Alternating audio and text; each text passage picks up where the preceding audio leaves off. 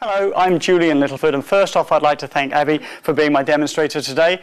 I own and operate JL Body Conditioning in Del Mar, California, and in today's podcast and the following ones we're going to do a slight little twist on the classic work. The first one we're going to do is a seated mermaid. So we start with the knee in line with the hip on the right hip. The left heel is in line with the left knee, obviously in line with the hip. And for those of you that are shorter or vertically challenged, we place the foot on a ball so you can work the adductors.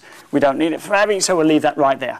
The toes are in line with the heel. As I said, the shoulder blades, hip, knee, and ankle are in one line. She takes a deep inhalation. Exhale as she places the hand on the bar, and you gently keep the weight down into the heel, and she brings the body over, and then the left arm goes forward from midline and lines up in line with the armpit. You place your hand on her rib cage and gently stretch her over for a deeper stretch in those external obliques and transverse abdominals. She reaches through the left hand as she brings it all the way back to center. And she's just going to swing around and do the other side for us, because I want to talk about a couple of things. First thing I want to talk about is the shoulder blades pulling down and back. You want to think of the Superman logo across here and anchoring down in here. Most important thing, as I said before, was that the hips are in line, one in line with the other. The heel is also in line, middle of the iliac crest right there. When she goes over, the lengthening is on the top portion. Think of going up and over something in this hand versus pushing down towards the floor.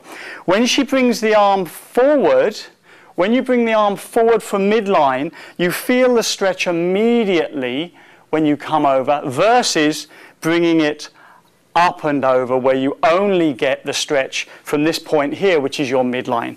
And stretch. And gently come back to center.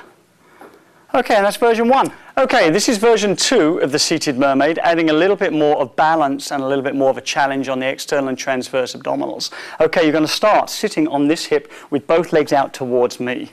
The hand is directly in line with the hip and in the center of the bar. The feet or legs are split, top leg going back. You stand and give them a little bit of resistance with your legs so she can squeeze and work those legs supporting the hips like so. The left hand is there. She lifts the arm up. She takes a deep inhalation and pushes the bar down towards the floor. That's the start. From here, she doesn't let the rib cage touch my fingers as she lifts the bar towards the ceiling.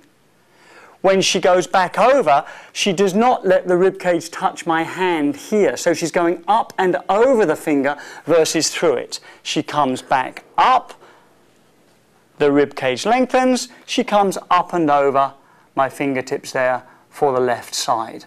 The hips should remain stacked, one on top of the other, and when I step away, there should be no change in that shape.